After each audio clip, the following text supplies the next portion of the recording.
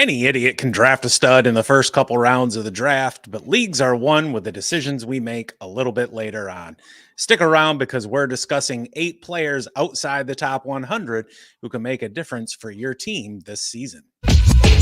It's about that time. Stoned on Sports. How's it going, everybody? You are tuned in to Stoned on Sports Fantasy Football and our first live stream of the 2024 season. And we are very, very thrilled about that. Well, I guess 2 weeks ago was the first live stream. My bad. Second, whatever. Who's counting? Anyways, my name is Matt. Got the awesome co-host Kyle here today. And you know what? Outside the top 100 and on waivers are where you win your leagues. And we're going to help you with the first step towards that today. How the hell you doing, dude? Doing great. Ready to talk some football. Major stressing a fantasy baseball matchup right now with the Red Sox and Yankees to go. So hopefully I can get in a win here. But so we got 8 guys for you, 2 QBs, 2 running backs, 2 wide receivers, and 2 tight ends. I'm just going to go ahead, get her started. First one is Kirk Cousins with the Atlanta Falcons. Has an ADP currently of 117 on NFFC in the last month, and he is the 18th quarterback off the board. So he was having a career season last year. Before that Achilles injury in week 8, week 9, something like that. I think it was week 8 of last year. He was just doing so well. He had 5 top 10 finishes out of his 8 games played. He finished worse than QB 12 only twice. During the 8 weeks he played, Cousins led the league in passing touchdowns with 18, touchdown passes over 50 yards with 3, 300-plus yard passing games with 4, and oh yeah, he was second in passing yards overall with over 2,200. He was the third best NFL, had the third best NFL passer rating last year of 103.8, and since the 2019 season, he has had the third highest passer rating of 106.6. Last season, he had the 4th highest PFF QB passing grade at 85.1. And even being around so long, he still made some improvements from the 22 to 23 season in his completion rate, his touchdown rate, and his interception rate. And, you know, he wasn't just great last year. He's really been one of the most consistent fantasy quarterbacks in the last decade. You know, he's averaged at least 20.5 fantasy points 4 years in a row and 9 out of the past 10 seasons. And I think he should stay in that range again this year. I think you should consider him a high-end number 2 fantasy QB. He's worth drafting with a late round pick in all 1 QB leagues, and he's a mid-round selection in Superflex and 2 quarterback formats. Now, so let's talk about the team context a bit. The Atlanta offense left much to be desired last season, but out is Arthur Smith. In is new head coach Raheem Morris, but he's going to mostly handle the defensive side of the ball. That's his bag there. This offense is now going to be Zach Robinson's the new OC there. He's the former Rams QB coach and passing game coordinator under head coach Sean McVay. The last few seasons, he's worked with Matthew Stafford. The last 3 years, he worked with Goff in 2019. Now, the Falcons were a run-heavy system last year, but being a McVay pupil, that tells me Zach Robinson is going to have a more balanced offensive strategy this season. Last year, the Rams ranked 13th in pass and rush attempts per game, 7th in total yards per game, 9th in points per game. You know, that scheme just relies so heavily on the outside zone concepts, the motion, the bunch formations they do, and I expect to see the same stuff in Atlanta this year. And they're able to do that by this trio of young, talented playmakers. Bijan Robinson, of course, Drake London at wideout, and Kyle Pitts at tight end. I was thinking this offense will be so similar to, you know, when Gurley was in LA with McVay and he had that crazy, what year was that? 18, 19, something Sure. like that. Can you imagine now Bijan in that similar system? It's crazy. That guy's going to be hot. But anyway, okay. Back to Kirk Cousins. So coming off that Achilles tendon injury, that carries a lot of questions, right? Especially for fantasy managers. He's not guaranteed to start week 1. Although the reports say that his rehab is on time, when he does come back or when he does start, it's probably going to take some time adjusting to new team, new offense, new receivers. And don't forget, he's probably not going to get a lot of training camp reps, if any. So as long as he's healthy, I think he has a chance to finish as a low end number one fantasy QB in 2024. I could see a strategy where you punt QB for the first 9-10 rounds and you grab Cousins as your QB1 if he's cleared, before your draft to start week 1. At the very least, though, as a fantasy manager myself, I advise you to get some piece of that Falcons offense on your fantasy team this season. Anything in the chat? Nope. All right. Sounds good. All right. Our second QB on the list. This Bucs QB finished as the QB 10, but he is now on his fourth or maybe even fifth offensive play caller in the last 2 years. With the Bucs making very few upgrades this offseason, can Baker Mayfield continue to deliver value for fantasy managers? I think he can, but you need to make sure you're keeping your expectations in line with reality. You're right. He finished as a QB 10 overall last year, but he was just 19th in points per game. And right now he's a 21st QB off the board with an ADP of about 143. That puts him just ahead of Deshaun Watson and just behind Aaron Rodgers. And this dude is coming off what was essentially a career year for him last season. He set career highs in completions, attempts, completion percentage, yards with a little over 4,000, 28 touchdowns, and he threw just 10 picks. I mean, he was, a little bit better than a game manager. He did turn in six. Six top 12 finishes at the position last season, despite only having 4 weeks with 20 or more points. However, this dude was crazy consistent. He was within 5 points of his 16.7 point per game average 12 times. And 2 of the times that he wasn't was because he went way over. He really only had 3 dud performances. Week 3 at home against Philly, week 6 at home against Detroit, and then that week 18 pillow fight at the Panthers. He threw multiple touchdowns in 10 of 18 games, including 6 of the last 8 regular season games. And he also had 3 300-yard passing games, 2 of which were in that same season-ending stretch. But on the other side of that coin, he had 5 games under 200 yards passing, again, with 2 of them coming in the last month and change of the season. You touched on this a little bit earlier. He's getting a new OC for like the 100th time. This time it's going to be Liam Cohen, who was most recently offensive coordinator for the University of Kentucky, although in 2022 he did spend some time in LA with the Rams, and before that he was with Kentucky again. This dude's just kind of going back and forth. So he is going to bring some aspects of that McVay offense with him, just given the time he spent there on the staff. Even though he had a top 10 finish last season, he should not be drafted with any kind of expectations of a repeat performance. He's a solid yet unspectacular QB2 that is going to have a few weeks of QB1 finish. If I have him as my QB2 in Superflex or 2 QB leagues, I'm happy with that. If he is on my team in a 1 QB league, it's because I took a high variance, high upside quarterback to pair with him. Think like Anthony Richardson or somebody like that.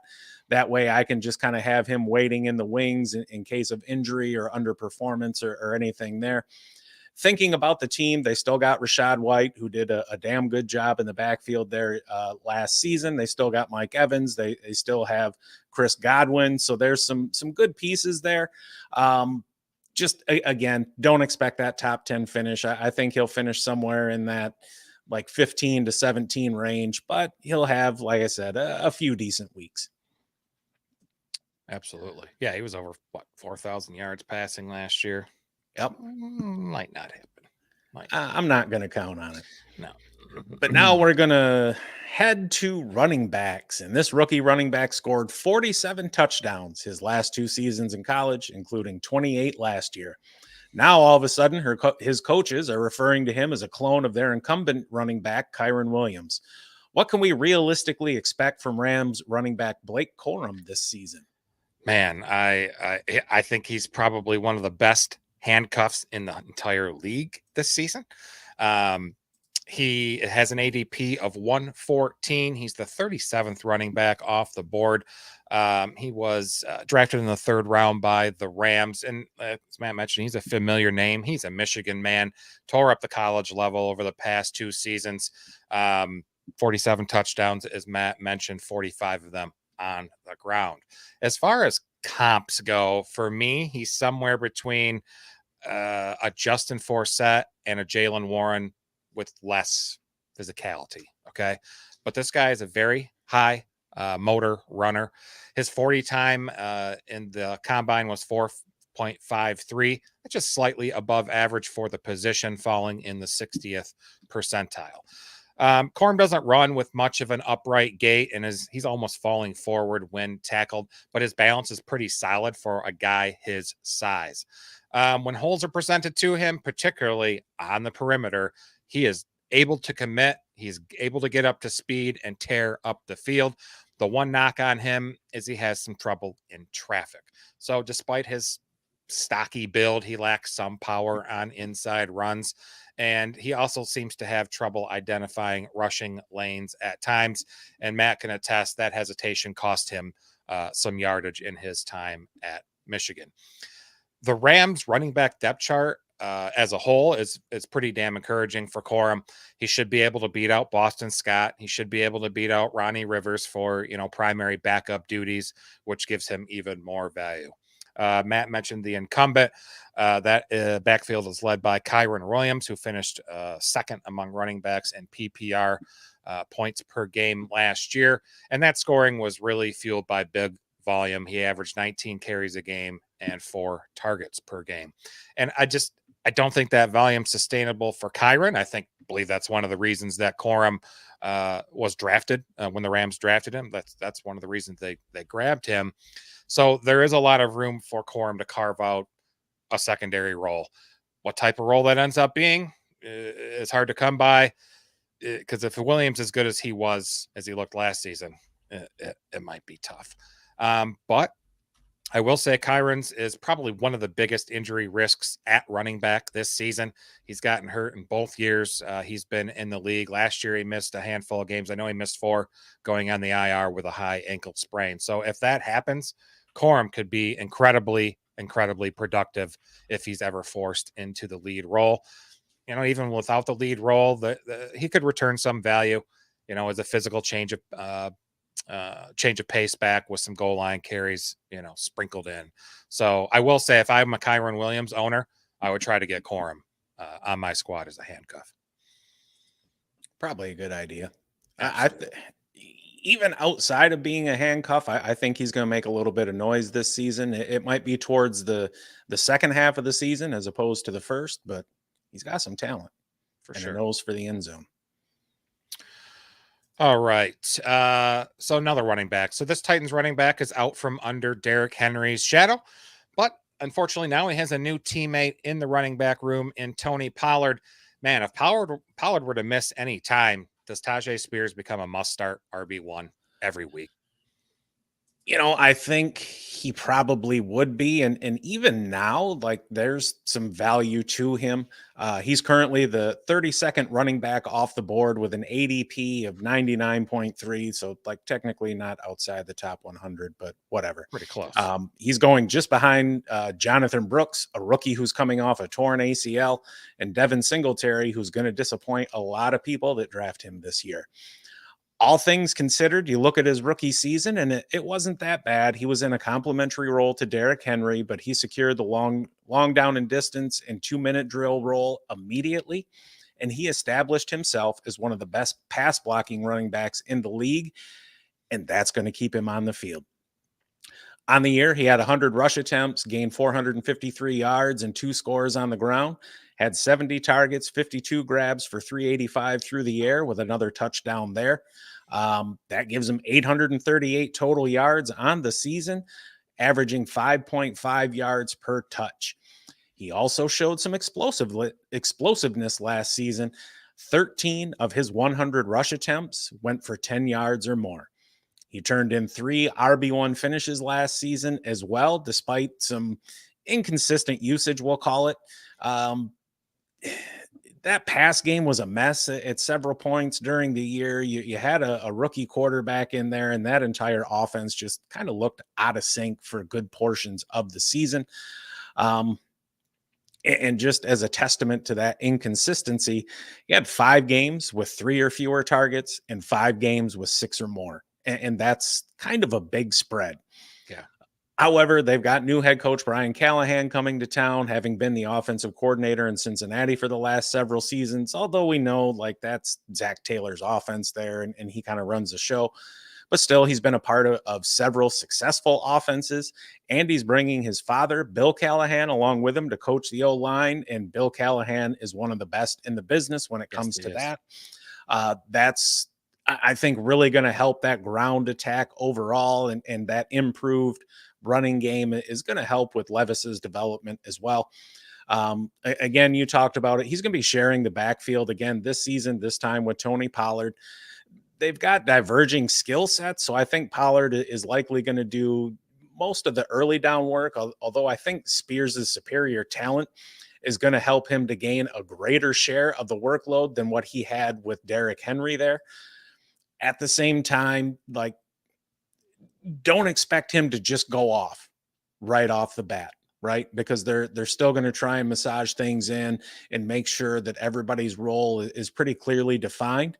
But if I'm investing in that running game, he's the back I want. Pollard's going, I don't know, we'll call it half a dozen picks sooner off the board, at least at the running back position. But there's nothing about Tony Pollard that really screams pick him up, where with Tyjae Spears, there is. And in a situation like that, I'll typically go with the less expensive asset. Yeah. I'm all about Spears this year. For sure. Definitely. So though he's coming into his 3rd year in the league, Jameson Williams really only has 1 year of on-field experience due to injury and his suspension last season. We're seeing wide receivers break out earlier in their career than ever. Is he also on the verge of a breakout? God, I certainly frickin' hope so. He's got an ADP of 108. He's the 47th receiver off the board, and his growth and his fantasy value have really been stunted by a combination of injuries, inconsistency, some growing pains, and of course that suspension for gambling last year.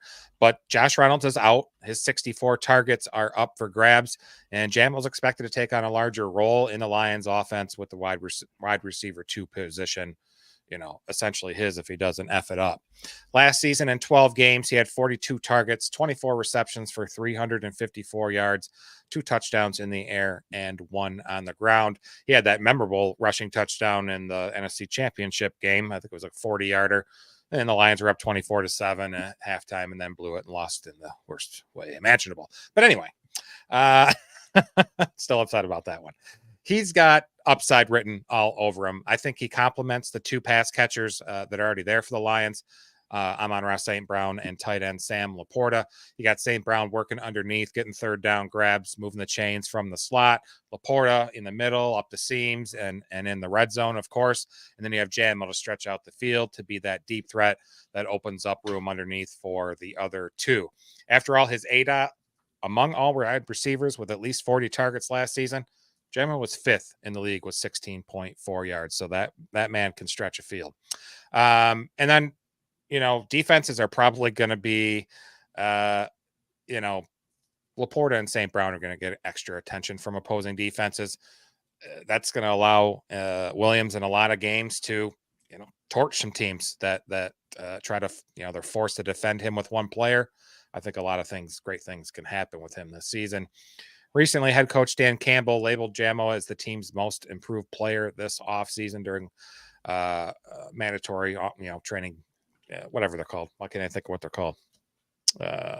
What's the word, Matt? I don't know. I'm just going to let you flounder. This is fun for me. So if he is the most improved, what's some of the things we hope that he improved on?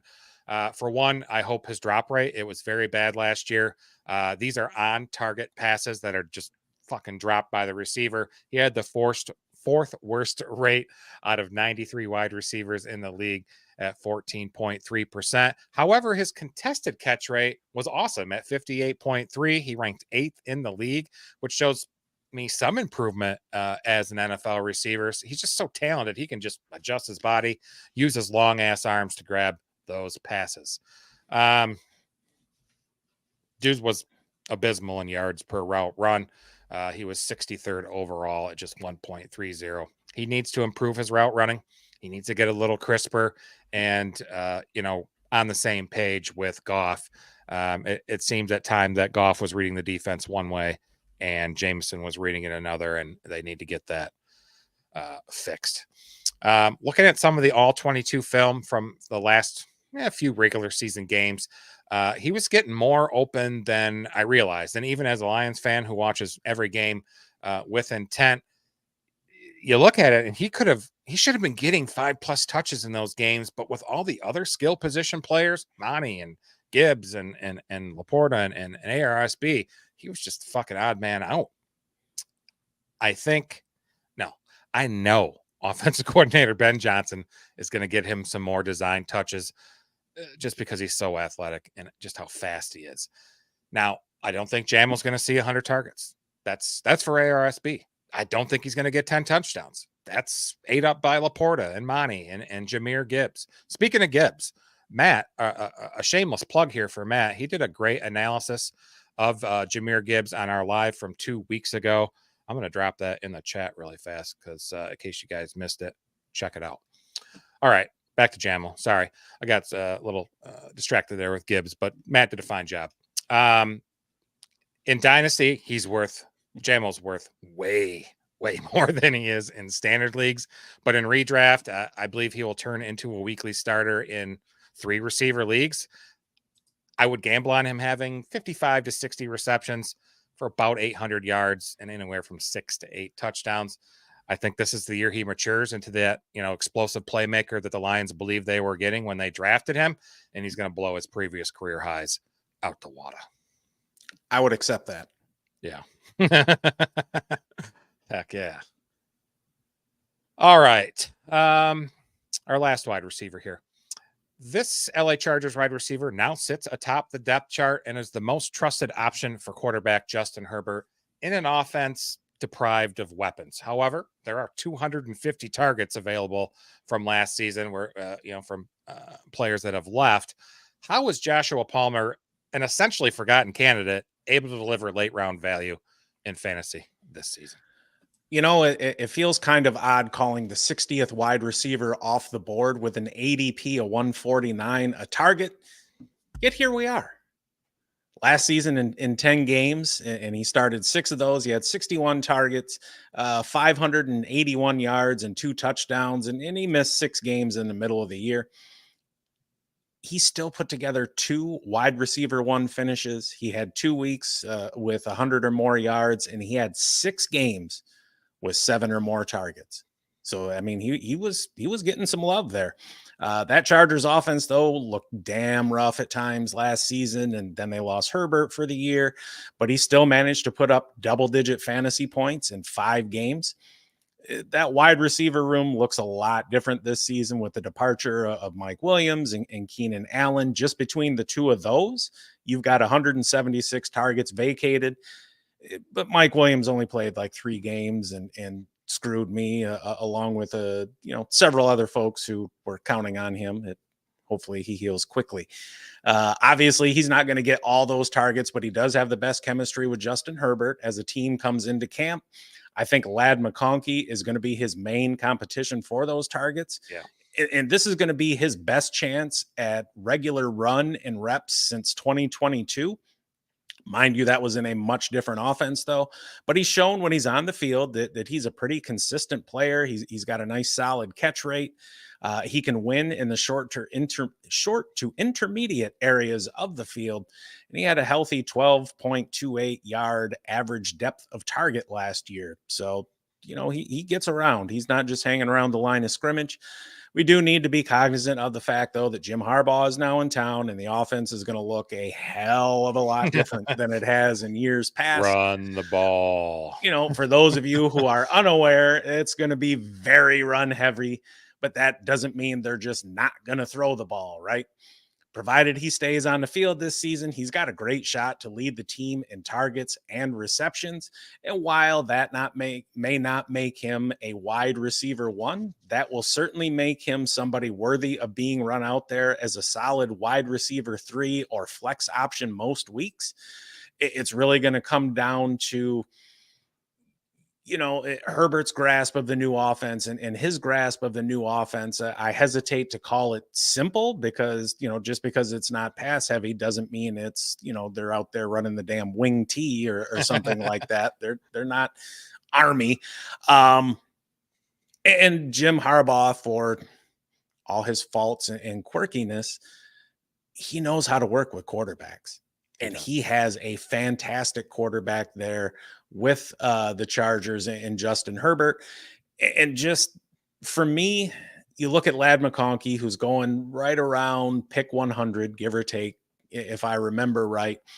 You can get Josh Palmer like 50 picks later. Yeah. And stock up elsewhere. Where he's going, he's a hell of a bargain. I think you're going to see some inflation with him as we get closer to draft season. I don't think he'll ever end up in the top 100, but I could see him coming up, maybe into the 120s or something like that. There's some good value there for him right now. Agreed. Tight end time. It is. I know you're a fan of tight ends. Sure. After suffering a knee injury late last year, Tyjae Hockenson is expected to miss part of this upcoming season. That also makes him a possible value pick in drafts this year. Is he worth it, though? I believe so. If you're a patient fantasy manager, if you're impatient, it's not going to go very well. So we're familiar with him as a time with the Lions.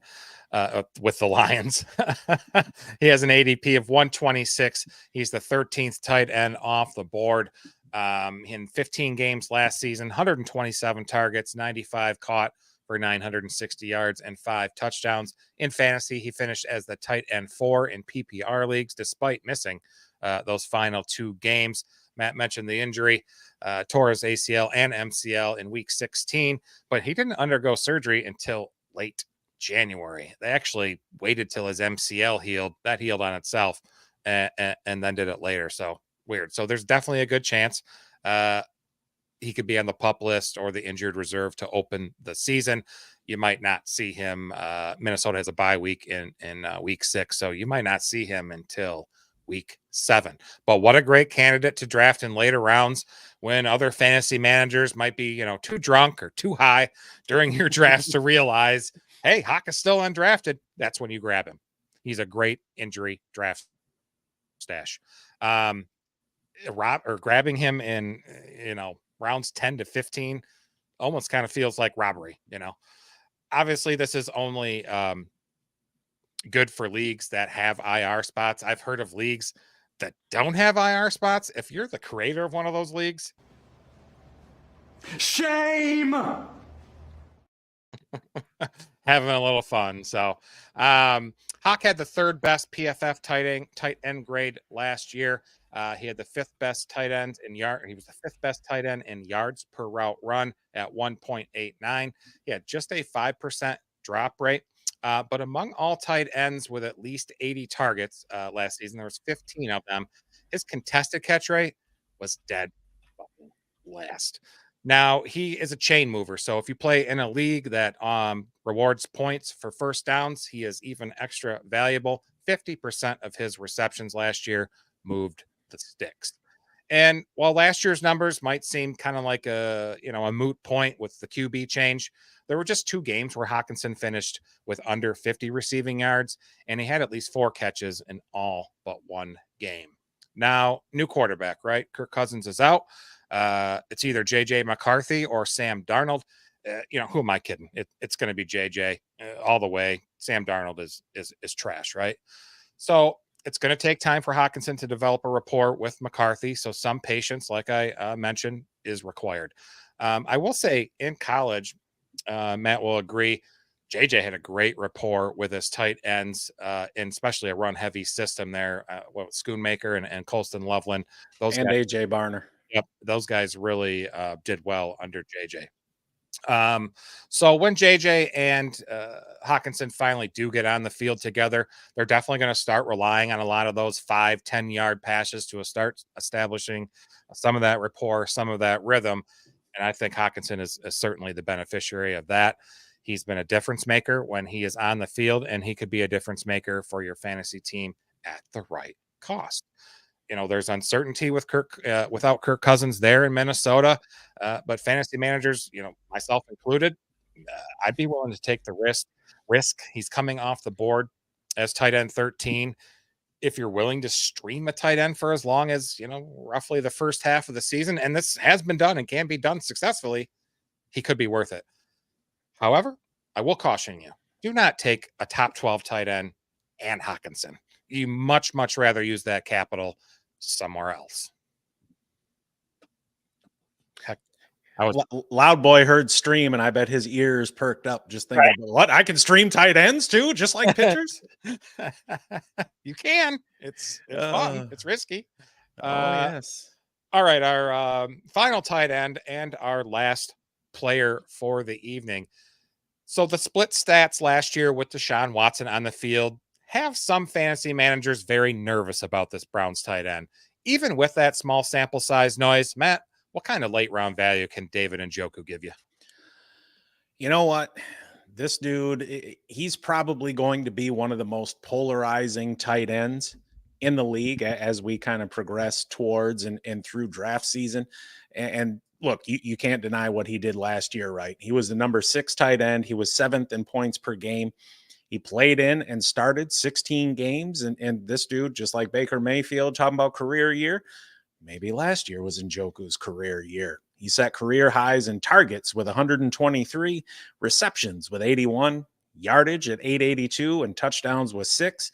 And from week 7 onward, he was the tight end 1 overall, averaging over 15 points per game. And 8 of the last 10 weeks, he was a top 10 tight end. That's just insane consistency. He did all that with just 2 100-yard games, but he cleared 50 yards 8 times, and he had 5 or more receptions 9 times, including 7 of his last 8 games. He did sit out week 18. Weeks 14 through 17, damn it. If you had him on your team, holy shit, were you happy. 28 grabs, 373 yards, 4 touchdowns, a 25% target share, but just a 76% route participation. And he averaged almost 22 points per game as a tight end. That shit is ridiculous. Yeah. The bad news, all that came with Joe Flacco, who's now holding a clipboard here in Indianapolis. When Watson was in, he was a middling option at best. And we all saw Watson struggle himself. And quite frankly, that dude, whatever. Anyways, outside the top 3 or 4 tight ends, it seems like the next 6 to 8 guys every year are just kind of interchangeable, right? Njoku certainly has the talent to be a top 5 tight end, but it's going to depend on how the chemistry between he and Watson develops and just which version of Deshaun Watson is taking the field on any given Sunday. And I think you're seeing that reflected in his draft position. He's a 10th tight end off the board. He's got an ADP of 100 on the dot, but there are people out there just like us who are optimistic about him. He's going as early as the 73rd pick in NFFC drafts. I'm not going to take him that high, though. I think that might be drafting him close to his ceiling and doesn't really leave a whole lot of meat on the bone. We do need to be cautious just because of how things looked when Watson was at the controls of that offense. However, just kind of pulling the draft data and see where tight ends are going. I do like him better than Jake Ferguson, who's going 10 picks before him, and Evan Ingram, who's going 27 picks earlier than him.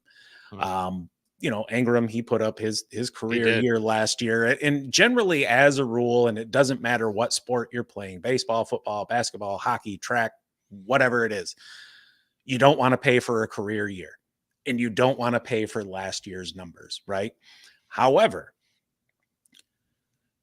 if you find somebody who you believe is on an upward trajectory in their career, like I believe David Njoku is in his career, last year's career year might only be that until this season when he does even better.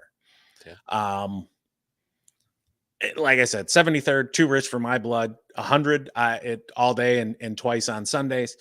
I would go so high as maybe 85, but I don't necessarily know that I would take him any higher than that, just because you're getting into some of the just quite frankly tight ends who I'm a little bit more confident in than Njoku.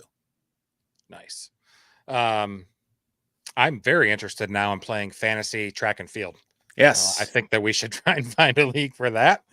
I don't know anything about anybody, but that's it. Well, yeah, Simone Biles. No, that's gymnastics, not even. Yeah, you were way off, dude. Yeah, I'm way off. So yeah, that's our 8 guys for today. It's some late value round picks for you. We will be back again in 2 weeks, live Sunday night, 7 p.m. Eastern. So that'd be what, Sunday, July 21st. So yeah, it was a fun little show. I'm glad everybody jumped in. Thanks everybody for jumping into the chat. Don't forget to like and subscribe. We also have our fantasy baseball channel, Stoned on Sports Fantasy Baseball. We stream live every Tuesday and Thursday night at 7 p.m. Eastern. Make sure to check that out. That channel is a lot of fun as well. So yeah, that's it. Have a great evening, everybody, and stay stoned. See ya, folks.